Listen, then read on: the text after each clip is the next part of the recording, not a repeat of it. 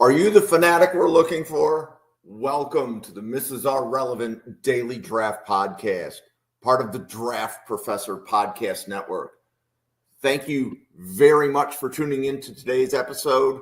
We look forward to seeing you in a couple of seconds.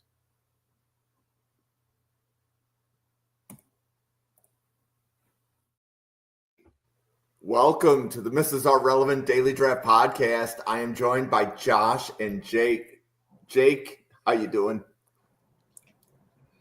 Doing good, guys. Happy to talk some football. It's been a good week thus far. We got gears moving. We're talking bowl games. We're talking college football playoffs. I mean, April's just around the corner. We're getting closer by the day, guys. Hey, Josh, how are you? Doing good. Two things I'll say before we get this podcast off. Josh Allen is the front away from MVP right now. There you go, Bill. 90 points in 2 weeks is absolutely ridiculous. And they got it right on the Heisman. I love Genty. He would have won it any other year. They got it right on the Heisman.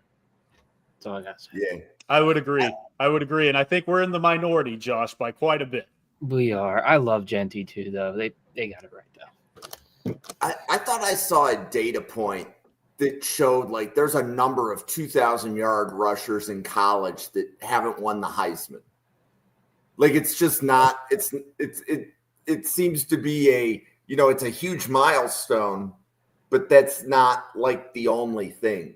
Yeah, it's not the end-all, be-all, and I think it's more so the level of competition Genty really went up against. This isn't Derrick Henry at Alabama by any means. Yeah. I think he's a better prospect. Don't get me wrong there. Don't get me wrong there. I guess I should say that, but what he did is historical. But at the same time, what Travis Hunter's done, nobody has ever done before. The unicorn like. And Jake, I need to tell you that like you popped into my head on Sunday. So my son, I have a 16-year-old son who's very new to football. So, his favorite teams are the Bills, the Browns, the Bengals, and the Lions. There we go. And how he picks them, I'm not exactly sure other than the fact that we live in Ohio, so I guess Cincinnati, Cleveland. But anyways, I was watching the Bengals-Titans game. Oh, I'm so sorry. While I think you probably need a new quarterback, you definitely have a tight end. Oh, Chikakonkwo?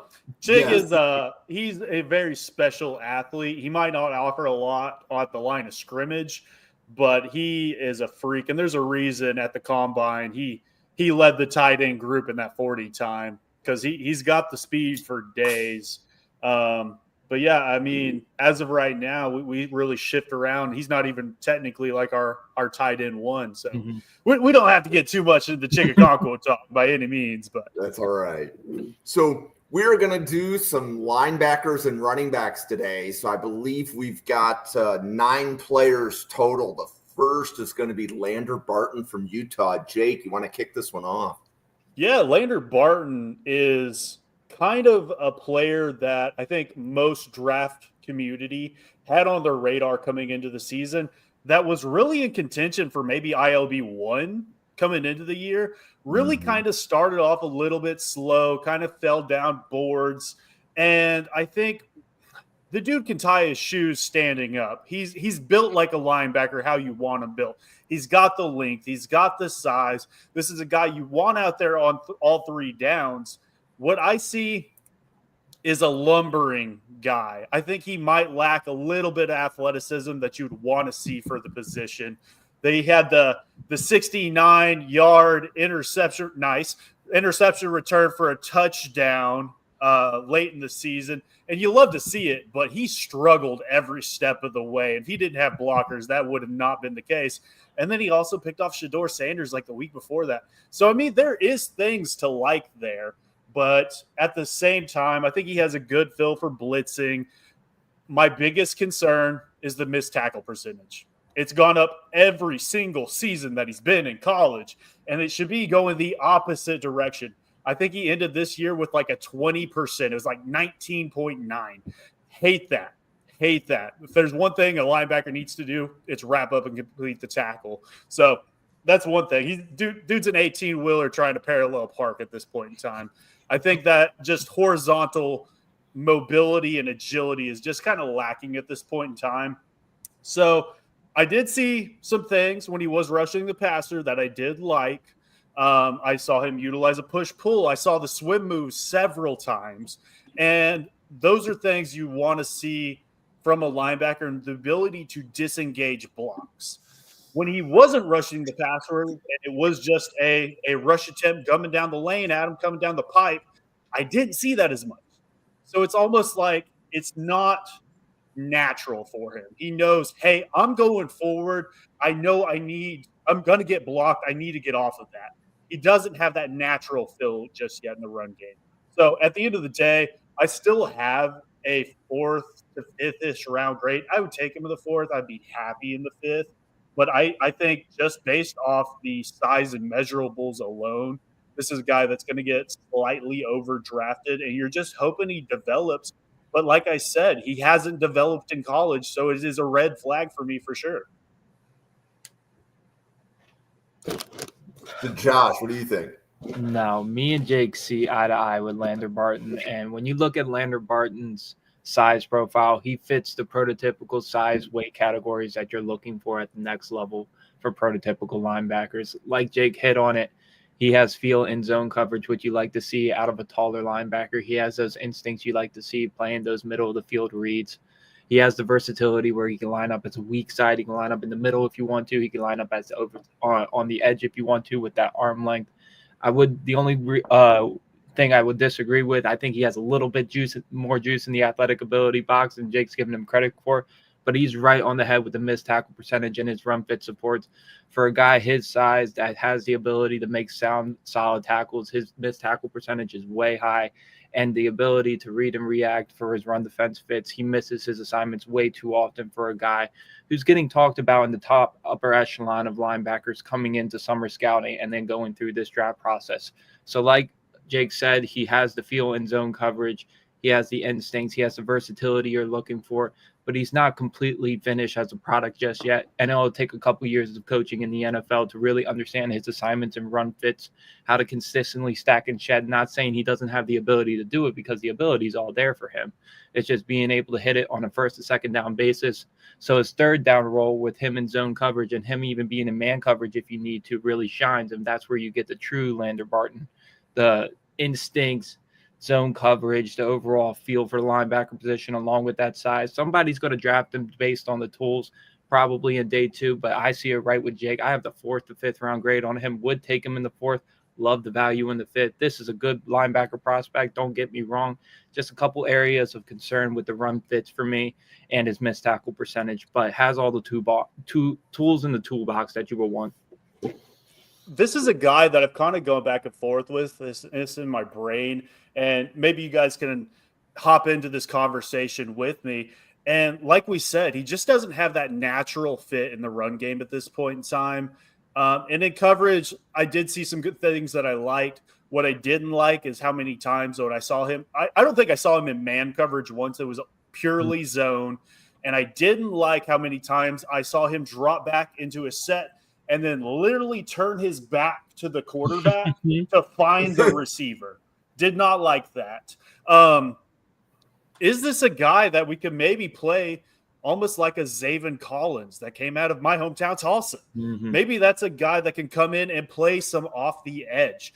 We look at the size and measurable, 6'4", 236. Maybe this is a guy you add 5 to 10 pounds of muscle towards and allow him to brush the passer there, and then purely play him as this outside linebacker and have him periodically drop into that curl flat coverage. What do you think about that, Josh? No, I've been looking for a comp for Lander Barton, and Zaven Collins almost seems like a perfect comp with the size, length profile. And like you said, with his ability to turn around and freaking turn his back to the quarterback while he's trying to get in zone coverages. Even though he does have some feel in coverage games, you can drop him into a flat from that outside linebacker position on third downs, and he'll be way comfortable for there as well. That's something that's going to help his draft stock, as we're talking about him coming into March and April, is the versatility he brings, where you can line him up on the edge, gain a couple pounds on him, sit him for a year or two, and then he becomes a rotational / solid starter at the next level. Or if you want to stick him at linebacker, he's more than capable of doing that as well. It's just getting him to be more consistent in those run fits. But with that arm length and solid play strength, Lander Barton has more than the ability to hold up on the edge if you need to move him there. So you guys would have him higher than Tyrone Powell? As of now, yes. Yes. Okay. Because I think the measurables on Powell were probably what made him enter the conversation, but his production in college and the tools you think are significantly better than Powell. As of now, I would have probably at least a round difference between the two. Like both, I would take the discount, I think, on Powell, though. Me too. And Powell could be rising up boards here pretty quickly. He got invited to the Senior Bowl, so the recognition and the spotlight's going to be on him there. The athletic ability tools are all there for him. See if he can put together a good weekend down there and maybe raise his draft stock a little bit. Jacob Dobbs from James Madison. Josh, you want to kick this one off? Yeah. So Jacob Dobbs from James Madison. It's going to be on the shorter side of linebacker prospects that we're talking about. I got him at 5'11" and 1/10 inch, but he's filled to proportion with good play strength at 233 pounds. This is a Holy Cross transfer that flashes when he's rushing the quarterback at times. He's had seasons at Holy Cross with 8 and 11 sacks for somebody under 6 foot. That's good production, and he shows good athletic ability on tape.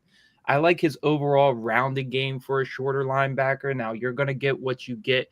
He doesn't have the size or the elite athletic tools. We're talking about like a 4'5", 40 guy or a guy that can move sideline to sideline, has a hip fluidity. But he's a solid linebacker in many phases in his run support and his tackling.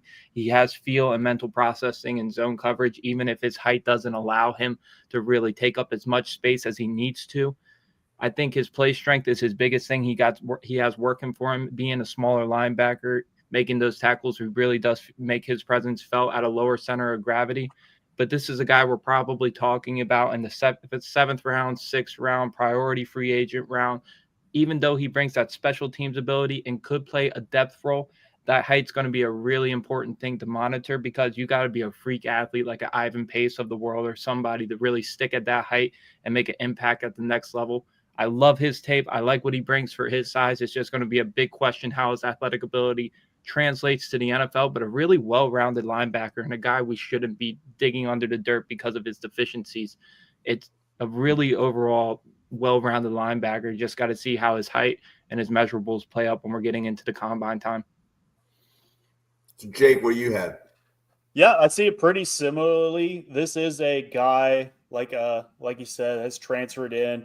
Did end up on Bruce Feldman's freak list. I think he was 30th overall. Love to see that. I think his short shuttle is what really shone there. And you got to love that out of a linebacker.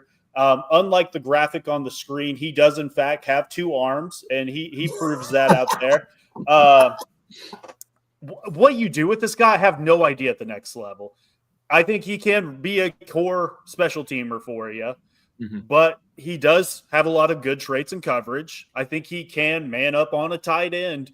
But if it's 5'11", 6 foot, we'll round up against a guy that's 6'5", it's going to make a big difference there.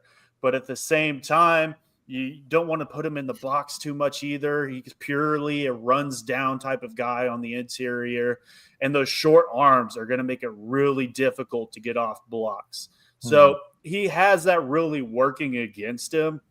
But at the end of the day, like I said, this is a guy that you can probably put there on special teams, and he can play all facets of that game, from punt return, kickoff return, do it all for you. So he has a good route of getting on a roster or getting camp invite. I think as of right now, I'd probably have him as a priority undrafted free agent. I think there's a difference there. He's a draftable prospect, but at the same time, I might just wait a little bit longer and try to pay him a little extra money and bring him in on the cheap. So he's an enigma for me right now. I'm going to continue to watch more and more tape of him just because I don't have a comp for him. I don't know where to put him. And he's like focaccia bread for me. Those little airy pockets, I think, don't have those little what am I trying to say? Those holes there don't have to be a bad thing. they can be good. You can have holes and have a delicious bread. Mm-hmm. So I think there is routes for him to end up on a roster and to get paid. I think he can be a priority and get paid. So the holes in the bread, when it makes toast, hold more jelly. Yeah. And there was a player there that I had to wipe out of the photo, and I could not save the arm to eliminate the other photo. I might need some Photoshop tutorials as we progress through draft season. So you put Kobe and him together, and I mean they're the same. One's got one left arm, one's got one right arm. Okay, so on Twitter, I was looking for information on Kobe King, and the only thing I could find was him puking in the end zone. We'll talk about that. I'll start this one off. Yeah, Kobe King is an absolute unit out there. Mm-hmm. Dude is a sumo wrestler, 6'1", 250 pounds. And due to him puking on the field, I mean, that's going to come down to that conditioning, which is slightly a red flag for me, just because I believe Penn State has the best athletic department in the entire country. There's a reason they put out, I mean, we'll talk Abdul Carter. We'll talk about Jason Owe. We can talk about Micah Parsons. Mm-hmm. We can talk about Gesicki. They consistently put out the highest of it. We can go back to Chop Robinson last year. Mm-hmm. I mean, they just spur out these uber athletes. Kobe King's very similar, right? Dude is a unit. Where's the green dot for that defense? So he is in charge of getting everybody where he needs to go. He's a seasoned player on that defense, and there's a reason they've been as good as they are this year. I think at the same time, you look at that size and you go, all right, this is a 1 and 2 down backer, and then you take him out in passing situations. They trust him on defense. I went and watched back the USC tape earlier today, and Woody Marks is motioning out of the backfield and is on the perimeter as a receiver. Kobe King is lined up on him on one-on-one. Didn't see a lot of snaps. They did motion him back into the backfield a lot of times, but that just tells me that Penn State trusts him. And I found myself being higher and higher on Kobe King than I thought I was going to be. There are things he needs to work on, though. The eye discipline. He can get fooled with those pre-snap antics. You can throw that jet motion out. You can throw that even Woody Washington motioning out into the backfield, into the flat pre-snap. He looks at that and he's going to chase it every single time right now. I think he can clean up a lot of that, but I think that is something that's very fixable. So at this time, I really like Kobe King. He does need to clean up some of those conditioning things for him. Don't want to see him puking on the field, and it's just what it is. I don't think it's going to be a problem. What I did find very surprising is his ability to get skinny off blocks. He's going to struggle. I mean, the arm length is what it is. I think he has decent arm length, and it's not a hindrance as much as a Jacob Dobbs is. But his ability to almost bounce off of those blocks of those interior offensive linemen and to get to the ball. Love that instincts there. So right now, and subject to change, I have a 3rd-round grade on Kobe King. I really liked his tape. So I think somebody's going to get a steal out there, and I don't think enough people are talking about Kobe at this point in time. He's got that athleticism of Kobe, but he's built like Shaq. Love to see it. Love it. Josh, what do you have on Kobe King? Nah, listening to Jake go first, it's like every episode we keep going on these linebackers and running backs, we're getting really, really close with how we're seeing each of these prospects. I'm right with Jake. One of these guys coming into the summer scouting that wasn't really getting as much hype as all these other linebackers that we talked about, and I can't seem to understand why. Now, he has his deficiencies, of course, but when you put the film on this guy, he is a thumper down and down. You won't be concerned by his effort in run support. And yes, at times he will get sucked up into the wrong gap, but a lot of these guys in this linebacker class have. It is what it is. It's not an overall, you got 6 or 7 guys in the top 50 for this linebacker class. You take your deficiencies. But one of the better strength guys in this draft class for a weaker linebacker class at 248 pounds, I have him at. The height concern is a little bit questionable for me, but I don't think it impacts him as much as a Jacob Doss from James Madison, like we previously talked about. I like his tackling and his run support. I want to see overall improvements in man coverage if you have to stick him on there. I want to see him be more agile, being able to flip his hips more, see if he can be a better athlete just because he comes out of that Penn State pedigree. And a lot of those athletes are well built, filled out to proportion. But unlike an Abdul Carter coming off the edge or a Jason Owe, he doesn't have those freak movement skills you're looking for. But that's not the role you're going to ask him to play. You're going to ask him to be the first and second down guy, to stop the gap runs, to fill the hole in the A and B gap.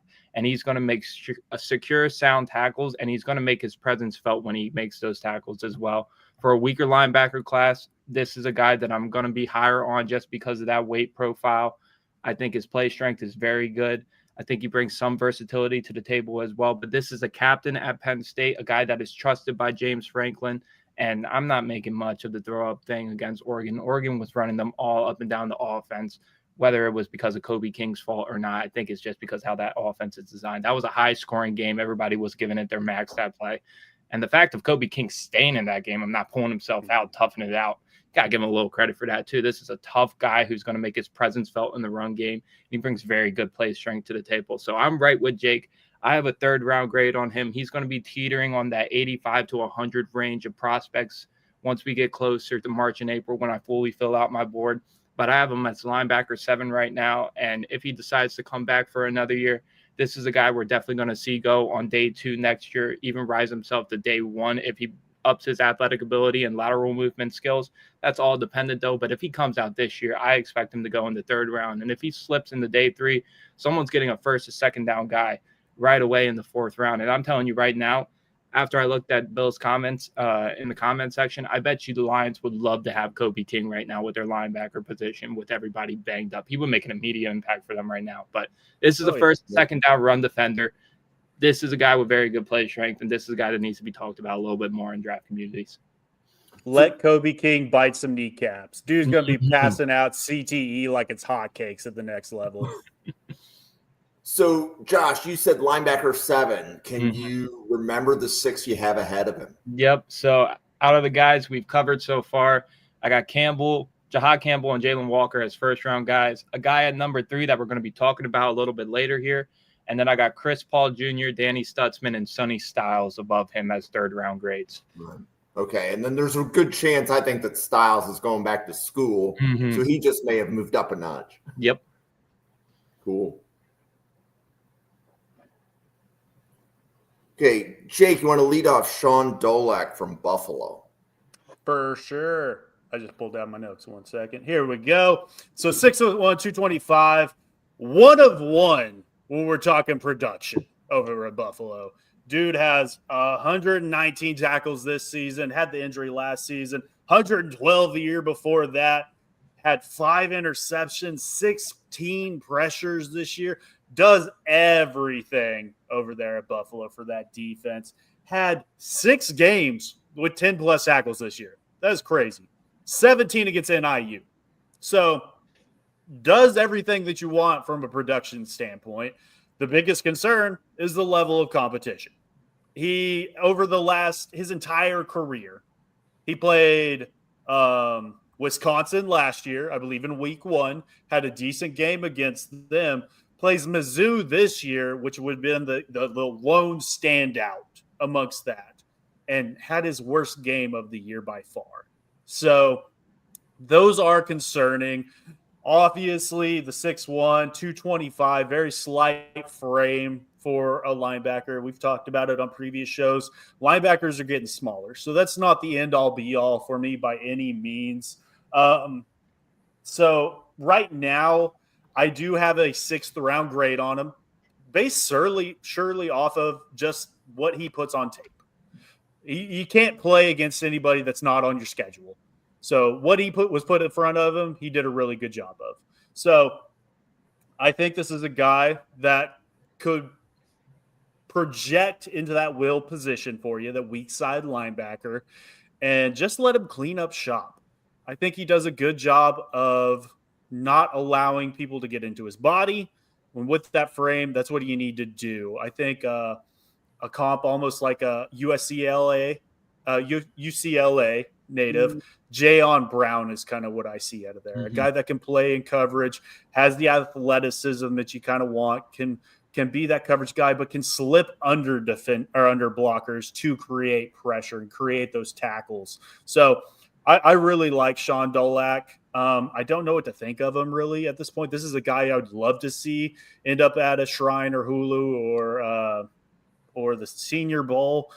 He hasn't got any invitations or hasn't accepted any as of yet, but this is a guy that I would definitely want to see more of before I spend a high-end draft capital on him or any draft capital at that right. So right now, 6th-round grade, I could see that fluctuating around either way, though, at this point in time, just based off what we're going to see going forward.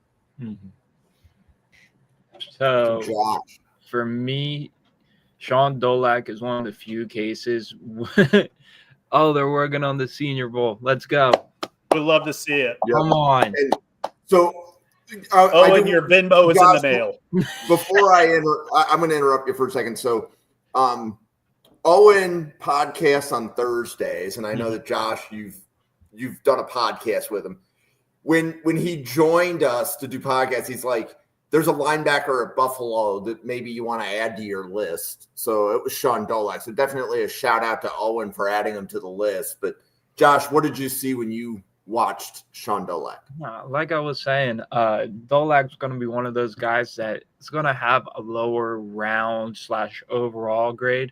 But this is a guy that I believe is going to outperform that grade and outperform his draft stock wherever he goes. And that's not to have a knock on him in anything. Amazing production this year, like Jake said. I had sky-high expectations going into his film just because he was the AP first-team All-American, 119 tackles and 5 sacks this year. 19 tackles, 4 tackles for loss, and a sack against Northern Illinois. And then in the same year this year, 11 tackles, 7 run stops, 2 interceptions, and 2 pressures against Eastern Michigan. It's ridiculous production for his conference, and rightfully so, got all the accolades. He's a ridiculous, reliable tackler behind the line of scrimmage, in the hole, and in the second level. Don't let the size fool you. This guy has a relentless motor. He's going to work sideline to sideline. He never gives up on a play, and he's going to do whatever he can to make an impact on the game. You can see his leadership and instincts and coverage jump off the screen once he gets in phase in those flats and those zone coverages. I would like to see a little bit of improvements in man coverage, but I don't know how effective that's going to be at that size profile. He's a solid man cover back, adequate play strength. That's my one thing I want to see with Shaun Dolac. If he's going to stick in the NFL, he's going to have to add some weight. And there's some guys that's able to get away with it being a lighter frame just because they have more athletic ability. Dolac's not going to be able to be one of those guys. He's going to stick to a special teams role right away, fill a depth piece. But in that time, he's going to have to add some functional play strength just so he can be more of a presence when linemen are at the first level and he needs to stack and shed those guys, At times, I did see a couple lapses in his run support. He got sucked down just trying to get into the A-gap instead of reading it behind the line of scrimmage and following flow with the runs. But at the same time, when this guy gets hot, especially in the fourth quarter and overtime, once he makes 1 tackle for loss, this guy keeps rolling. He keeps going. He keeps building off the momentum. One of the few things you love to see out of the linebacker prospects. But like Jake said, I have a 5th to 6th round grade on him. This is a guy on day 3. I am jumping all up and down. If I was a scout in a general manager's office, hey, I don't care where you put him, weak side, middle, keep him on special teams for 5 years. I don't care. This is going to be a 2 to 3 contract player in my mind. This is a guy that's probably going to stick in the NFL for 10 years with that height and that strength just because of those natural instincts, that relentless motor, and that leadership and character like we've talked about. But like we said, a guy that's going to be graded a little bit lower, but a guy me and Jake, I bet, are going to be rooting for at the next level. It's hard not to root for him. Yeah. Yeah. So, couple questions. What do you think his 40 time would be that might be a plus? Where do you think he is? And if he runs faster than something, do you think that becomes a plus from a draft stock? I'll say anything sub 4.7, I'm happy with. Yeah, I was going to say if any way he could break 4.6, I don't see it though. It's going to be a 4.6 guy. Really. But if any way he gets to a 4.59, I'm jumping up and down out of my seat. Who wins in a race today? Shaun Dolac at 225 or Lander Barton at 233? I would say Barton slightly. I would agree, and it's solely due to Dolac's forearms. Dude's built like Goro, which is why he wraps up so well. Okay. And then also want to give a shout out to the University of Buffalo because they put out a linebacker last year. And for people that may have watched some of the channel last year, if you remember Accidental Zen or Will, Joe Andreessen was one of Will's guys, and he ended up making the Bills as a UDFA out of camp. So it was actually, he had a rookie tryout with Buffalo after the draft, and he was the only player Buffalo signed from that rookie mini camp to the 90-man roster to go into camp. So, so definitely want to give a shout out. University of Buffalo is becoming a linebacker factory. Just pointing that out. Okay, and Josh, I'm going to give you Jack Kiser. I know that you've been itching to get this watch in. So No, what do you have? I've been waiting to watch Jack Kiser. And when we were going through my 1 through 7 linebackers right now, I left out the 3 spot. Jack Kiser is my number 3 linebacker in this class so far. And yes, that comes with his deficiencies. I have him under 6'2". I have him at 231 pounds. This isn't going to be a well-built, filled to proportion linebacker with those height and those freaky athletic tools. But when I tell you this is the best tackler in this draft class, it is hands down Jack Kiser with the low missed tackle percentage. And not only that, his run fits are really impressive. He has the patience to wait to fill his gap, and he can also shoot a hole right away if he needs to. I don't think he lacks in his coverage abilities, even though that's not going to be his calling card. But when I say this guy has one of the best mental processing, all phases at the linebacker position, Jack Kiser really does fill that role, and he's done it for years on years now at Notre Dame, being one of the most started linebackers in their program history. Like we've mentioned before, he's going to have adequate play strength just because he's not going to be the guy that overpowers people, brings like trucks over people. This is going to be a weak side linebacker that's able to fill those run gaps and really take really good pursuit angles on the ball. He shows some flashes when he's schemed up the pass rush, but again, that's not going to be his calling card. This is going to be a guy that just makes all the dirty work, does all the tackles, does everything right, and is going to be a coach's best friend. He's well built. I mean, he's well proof in my opinion. This is a guy I have at linebacker 3. If I'm a little bit too high or bullish on him, so be it. But I don't see a way in the NFL he has lower than a 10% missed tackle percentage in my mind. So with that rare of a trait, that's his calling card. And a linebacker class that's really looking for somebody to stand out in the category, Jack Kiser stands out with his tackling and his run support for me. Yeah, I definitely agree to an extent. I don't have him rated as high, but you got to love this kid. Grew up on a small farm in Indiana, ends up at Notre Dame, loves the Colts. So maybe that comes to fruition and he can end up there and relive those dreams of playing Peyton Manning in his backyard when he was a little kid. You would love to see that. The littlest brother of 3, and I think he brings that little man syndrome to his play. 6'2", 230, like you said. This is a guy that played with Maurice Luiafu and J.D. Bertrand just last season. So this year he kind of comes in as you're expected to be the guy. And I think he did a good job of that for most of the time. There are things that he still needs to work on. Like you said, though, one of the, if not the best tacklers in the game of college right now. 1,700 plus snaps on defense over his course of his career and only 11 missed tackles. 4% missed tackle rate, which is by far the lowest we will talk about today, talking about these linebackers. Also in coverage is only allowed 1 touchdown over the course of those 1,700 plus snaps and has 4 interceptions.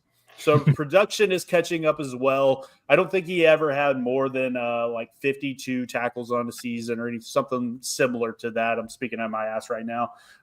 What I did like to see, though, and you talked about him as that weak side backer, and when he was on play side of Notre Dame, he's not afraid to get mixed up. Dude plays with no fear. he will come down and hit you in the face as a Mike. And that's either the pulling guard or the H-back. He will throw his body at you as hard as he can.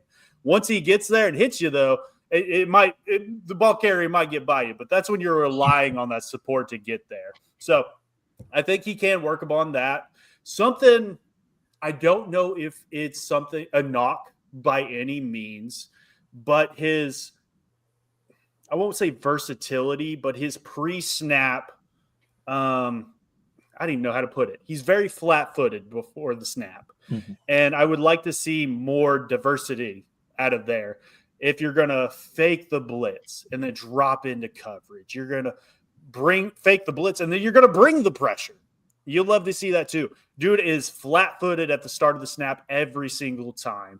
And I think when you do have those cadences thrown into there, I saw it a few times where he stutter steps right when that first one goes, and they go, hey, he's blitzing. And guess what? He's blitzing every time because he has those tails. So I don't know if that's knocked by any means, because if you're flat-footed at the start of the snap every single time, you don't know what he's doing. It's just something that's maybe not my preference. So I think he has a good feel for a blitzer, though, as well, getting skinny through those gaps and creating pressure. You like to see that. I am not as high. He is the second highest graded linebacker I have today. I have Kobe King slightly ahead of him, and I have Jack Kiser as a early fourth-round pick right now. But I think this is a high football IQ, high football character player, and that's going to be taken into account by a lot of coaches. Like we talked about Dan Campbell, these defensive-minded head coaches that are player-first coaches, I think are going to love Kiser for sure. Okay, so a couple teams that need linebackers. So Seattle, out of all the linebackers that we covered today, which linebacker do you think fits Seattle the best? Kiser, no question. And I would tend to agree.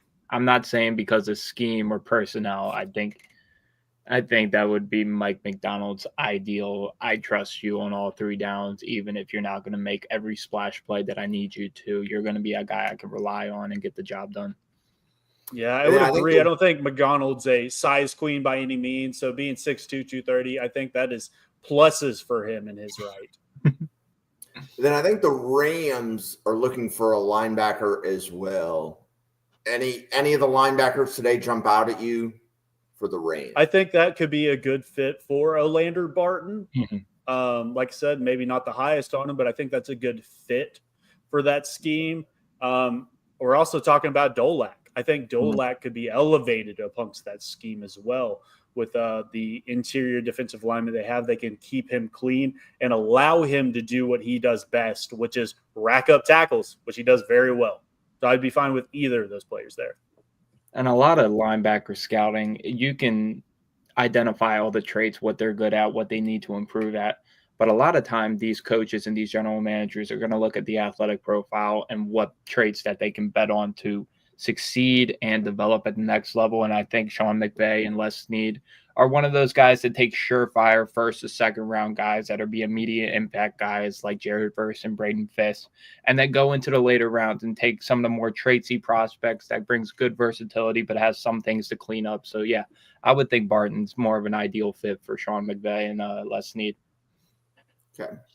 Okay, so we have finished linebackers, and I would, at least for today, and I just want to remind everybody that's watching and listening, we've been doing this. I think this is week 7. It might be week 8. I've lost track in all the excitement.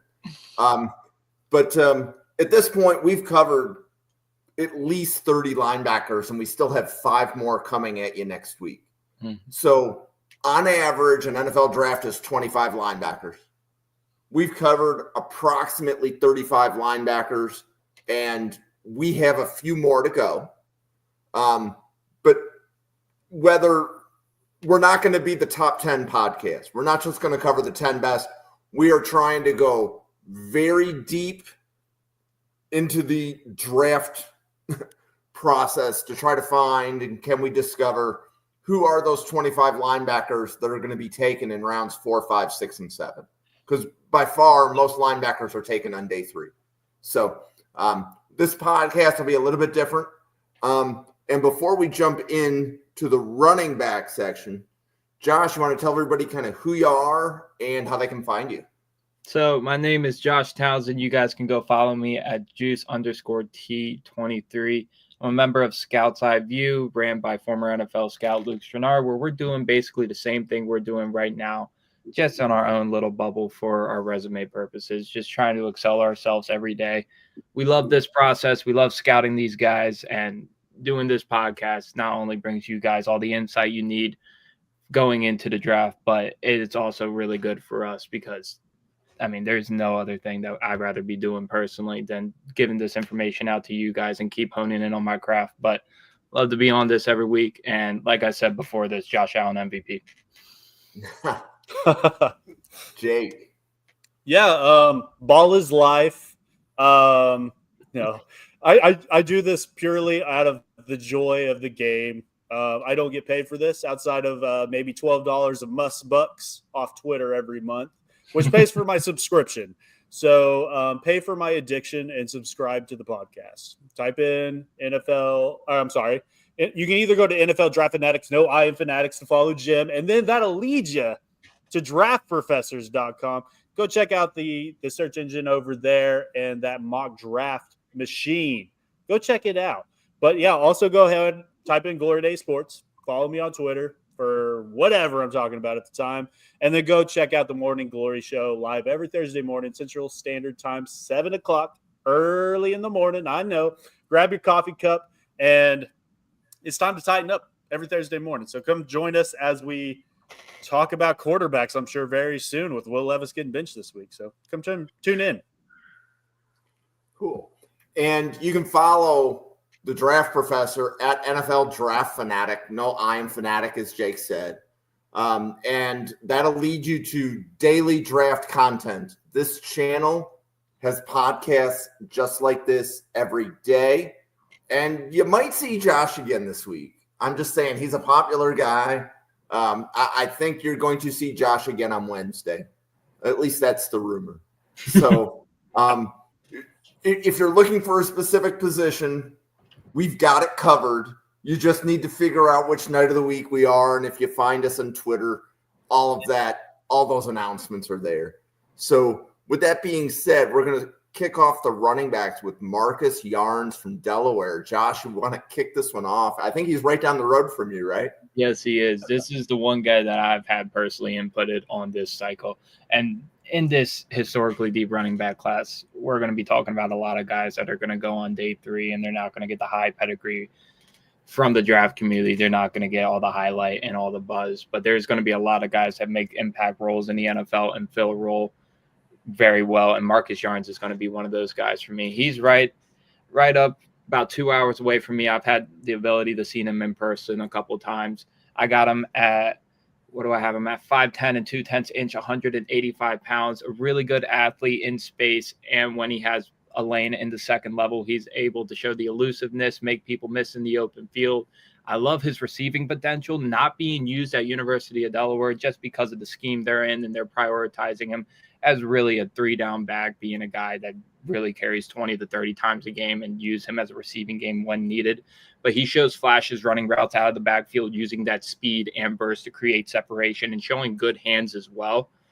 I love his contact balance for a guy at 185 pounds. So this is an adequate strength guy, not going to be a guy that really runs people over, but he has that slippery ability, able to bounce off the tackles, even though he's facing the FCS level. This is a guy that has a good low center of gravity, maintains good balance on his runs. But like I've mentioned, he needs to add functional play strength. I would like to see him improve his vision at times, pre-snap, just understanding the alignment, whether it's zone or gap runs, being able to hit the hole with patience. But once he gets into the second level, this is an elusive back. This is a guy that can create big gains for you. I see this as an ideal scat back at the next level, a 3rd-down back at a lower size, really using his receiving chops, being a dump down option or being a spot running back at times on 3rd and longs when you just need to pick up some yards. Right now, I have a 6th to 7th round grade on him, kind of similar to like a Jaleel McLaughlin that we've seen kind of get undrafted and then make a role for himself on the 3rd downs, being a receiving back and sometime getting run opportunities. I think this is going to be an efficient back at the next level, a guy that can improve on his strength and his vision pre-snap, but really like what his receiving potential brings, and this is a good athlete once he gets into the open field. So, Jake, what do you think? I'm not nearly as familiar with Marcus as Josh is, but from what I got to watch on tape, I did like what I saw. I have a 7th round grade on him.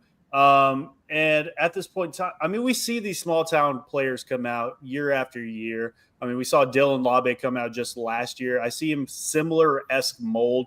Labe had a lot more production, but I think Yarns is a slightly better athlete. So, and I think that shows on tape. Last season, he had that 66-yard. We talked about Kobe King earlier today. His 66-yard rush against Penn State last season.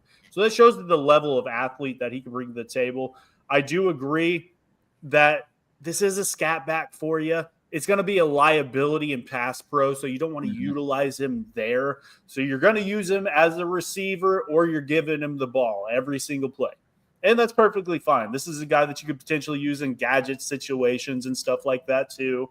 One thing I did want to address is the ball security. That's one thing that I do have to note. Out of the 6 attempts he did have against Penn State, he did fumble the 6th. So that is something that needs to be addressed. But maybe this guy's life is a returner at the next level. I'd be perfectly fine with that. So I think this is a guy you want to get coming. And yes, like Bill said, this is the lone person we're talking about today that has accepted an invite to one of these games. So he's going to be at the Shrine, and that's going to be huge for his prospect, his draft relatability. He could rise up boards based off that weekend. He could fall down slightly. But at the end of the day, this is a guy that I think we know what he's going to be at the next level. And that's something that a lot of these players were not sure of at this point in time. So I think that does work in his favor. So Yarns above or below Donovan Edwards from Michigan? Who I have identical grades on them. I have him below. And I'm not a big Edwards person by any means, but I think he's just slightly better at a few things. I wouldn't say either's great at any aspect, but I would just lean slightly just because of the size profile. Okay. And my gift to the world is, guys, I remember nearly every scouting report that you guys gave. Like, that's my sick ability. So, like, as I'm listening to you and I'm like, okay, where is he about on the board? I'm like, okay, he's close to Donovan Edwards. That's crazy. Donovan Edwards, number 27, Marus Yarns, number 28, literally right next to each other. That's ridiculous, Jim. Okay. So LeQuint Allen from Syracuse, I believe he's an underclassman. We don't know if he's coming out, but Josh, what can you tell us about LeQuint Allen? I think if he doesn't come out, Syracuse's head coach is going to be the happiest man on the planet, because the way he praises and talks about LeQuint Allen is something NFL GMs need to take note of. And in a really, really stacked running back class, like we're going to keep reiterating, this guy has the chops. He has a draftable grade, and he's going to be more than a reliable option at the next level.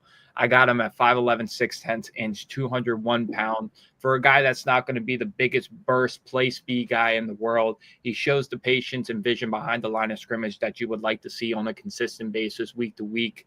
For a guy only 200 pounds, he shows really good contact balance in my eyes and really good toughness. There was a game-winning touchdown against UNLV, if you guys haven't seen, where he gets out to the outside on the left, completely trucks a guy 2 to 3 yards back into the end zone for the game-winning touchdown. That's all you need to see for LeQuint Allen. Just shows the toughness and the willingness right then and there, even if he doesn't have the natural ability to make up for some of the things he's deficient at. I think this is a good receiving back when he gets his hands on the ball. He's had the opportunity. This is not going to be the most agile, elusive guy in the world, but more of a reliable route runner. With his hands, he's going to be a reliable option, whether if you line him up on the line of scrimmage or behind in the backfield. Solid blocker, like we've said before, the willingness and toughness is there. Even if he misses his assignments at times, he's going 100%. This is a guy you don't have to question the work ethic or the motor at all. And this is going to be a guy in a couple years in the NFL is going to really carve out a role for himself just because of that relentless motor, and he never quits on himself. So this is a guy you could see come back for another year just because of how deep this running back class is. But if he comes out this year, I have a 5th round grade on him. You could see him fluctuate between the end of the 4th round, beginning of the 5th round, depending on where people have them on their board. But don't doubt LeQuint Allen at all for his toughness, his vision, and his strength when he gets those contact balance opportunities for a guy only 200 pounds. So I am identical with the rankings. I also had a 5th round grade on him. So LeQuint is a very interesting prospect. When I was writing down just my notes, I wrote down Anthony Mackie. And what I meant by that is he is Captain America, but he's lacking the super soldier serum. I saw Phil Maffa just shrunk. That's all I saw. But his superpower that Allen brings to the table is his moxie. When he's on the field, I know he thinks he is the best player on the grass every single play. And that just oozes out of his performance against Miami. Like you said, very monumental in that. And after that touchdown, he let that linebacker safety, he let him know it. So I love to see it. That almost Conor McGregor mentality. When he was at the top of the world, you couldn't tell him anything because he knew it all. And I see a lot of that in Allen's game. I do hope he does return to school just because I want to see him add some more functional muscle to that frame. He is very slender for that build, and he's not super tall either. So something's got to be addressed there. But I think he's still pretty raw and pass pro too. Mm-hmm. I think that we just didn't see a lot of it from what the tape I saw. So I think he could be good at it. I just don't think he's there just yet. And out of the receiving game, this is a guy that maybe doesn't offer much outside of just an outlet in the flat. Just let the quarterback find you kind of guy. But I think he can improve upon that as well. So this is a guy that, like we said, we have a 5th round grade on him now. I think if he does return to school next year, we can talk about him in day 2 maybe. And I'd be really excited for that. So if he comes out, awesome. I would love to have him on the Titans. Do you have a scheme fit for him? And I could start. I really think this guy could end up in New York on the Giants. I want to see a 1-2 punch with him and Tracy. And that would be really cool to see. That's right on the hammer. You got it right there.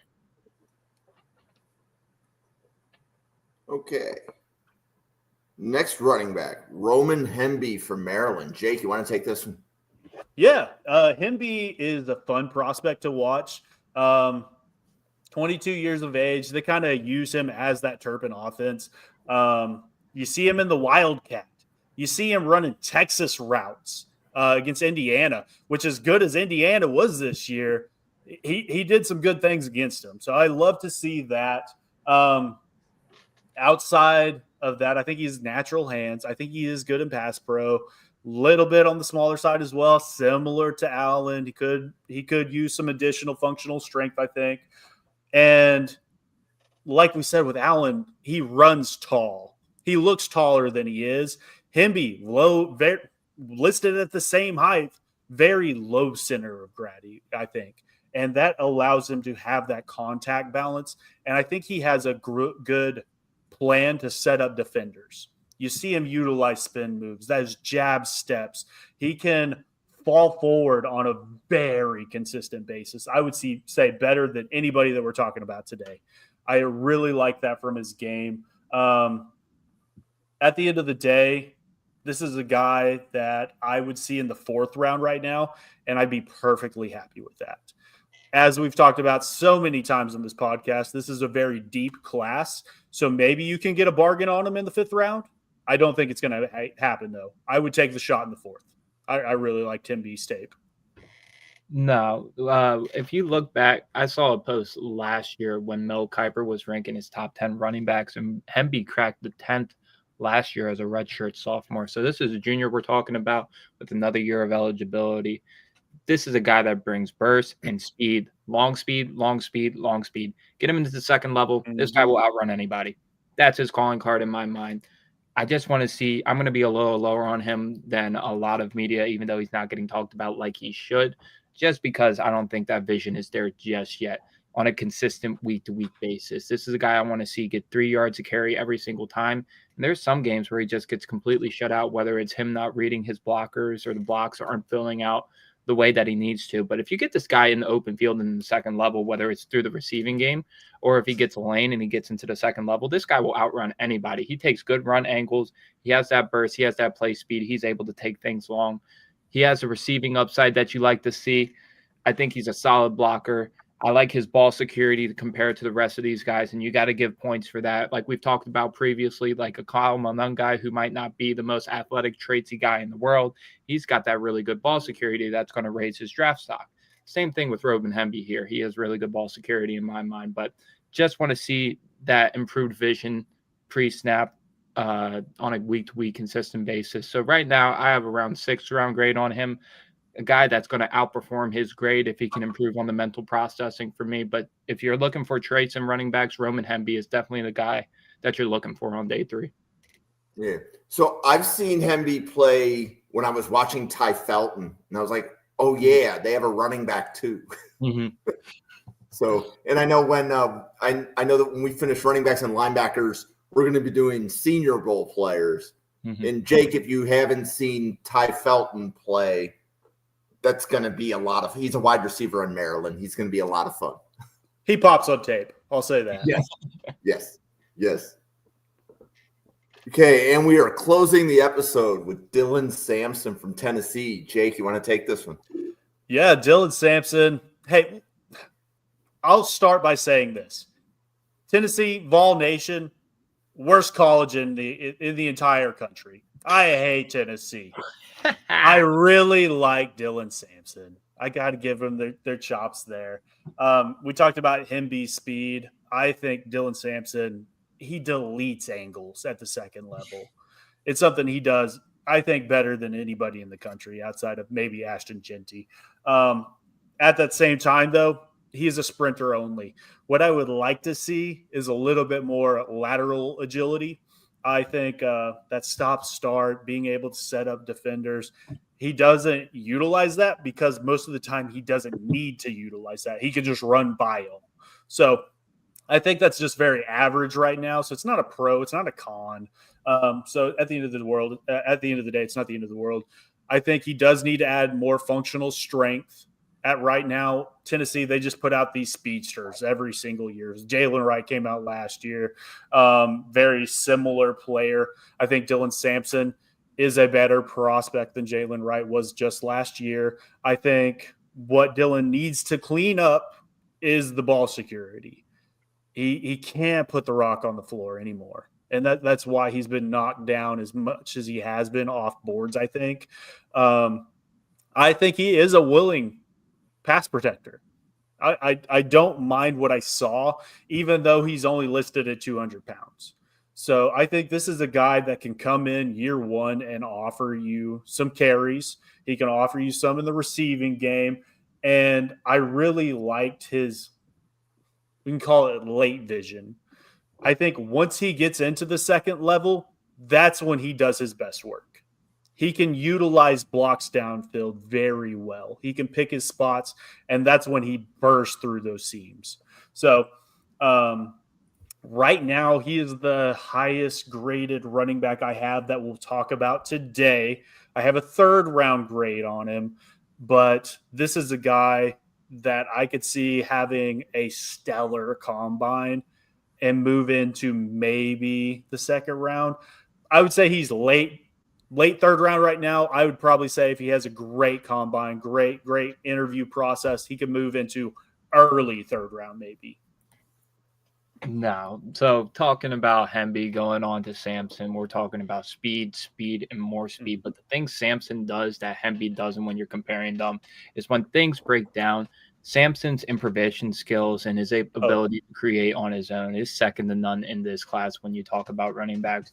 But when you're talking about the highest of highs and the lowest of lows, this might be the worst running back where we're talking about a strength profile and yards after contact guy. This is a guy going down first tackle. And even though he shows the willingness and pass protection at times, you see some level of functional play strength when he's in a gap scheme or he's in Tennessee's offense working on the perimeter. If a guy gets hands on him, he's going down on contact. So this is a guy that needs a clear lane. He's able to improvise on his own at a shorter, lighter frame, but hands on him, he's getting tackled. And like you've mentioned before, the ball carrier issues, the fumbling issues need to be fixed. When you're talking about a running back class that is so loaded with talent, stuff like ball carrier and the amount of fumbles that you have is going to be a deciding factor when we're talking about RB10 in this draft class to RB20, because the margin is that slim when we're talking about these guys. So he's got another year of eligibility. You also see with Tennessee's running back styles, like we saw with Jalen Wright last year, how he had those athletic, explosive traits. He still went on day 3. So that can kind of tell you what NFL general managers think of running backs or just players coming out of Tennessee's offense in general. That'll be something to monitor when we're going into the draft process, how high his stock is, how low his stock is. But like Jake mentioned, if this guy lights it up at the combine, this is a guy probably going on day 2 just on those athletic traits alone. But want to see improved functional play strength, want to see some type of yards after contact consistency from Dylan Sampson. But this is a guy, get him into space, get him in the receiving game, get him the ball in his hands in space, kind of like how Miami does with that offense with their running backs. He'll be able to make people miss in the second level. His improvisation skills are second to none in this class.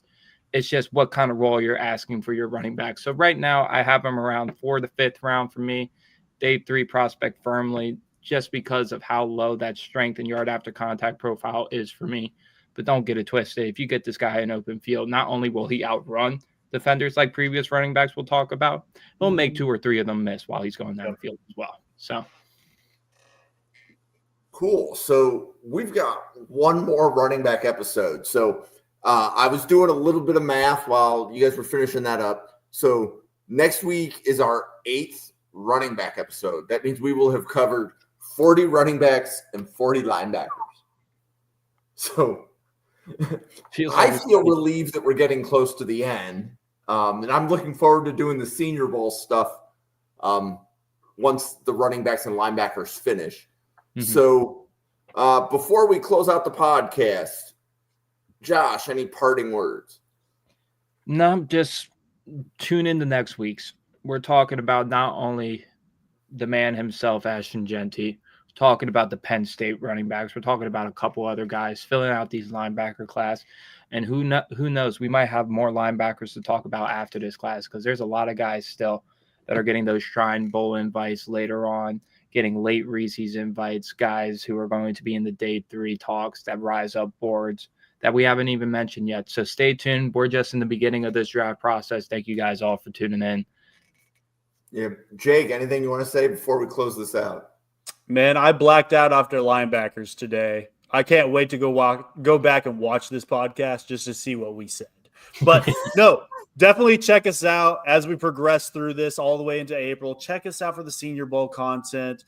Like Josh said, this is such a deep running back and linebacker class. Like, we're 40 prospect in. We could go 40 more if we needed to, just because it is so deep. So we appreciate everybody's support, checking out the show. Make sure you're tuning in Tuesday, Wednesday, Thursday, Friday, Saturday, Sunday, and then check us out again on Monday. So we appreciate you guys. Follow us at Glory Day Sports. Follow Josh at Juice_T23 and Jim at NFL Draft Fanatics, No I Fanatics. Thanks, everybody. I hope you have a great Monday. Thank you for watching this episode of Mrs. R Relevant, the daily draft podcast brought to you by the Draft Professor Podcast Network. If you have not already, please hit the subscribe button on YouTube. Please hit the like button on YouTube. Follow the Draft Professor page on Twitter at NFL Draft Fanatic. There is no I am fanatic. We have content coming to you every day. You can see some of the people delivering that daily content to you on the slide now. Find them on Twitter. Give them a follow. There's always good dialogue on Twitter, and that's how you can find even more draft content than you saw in this episode.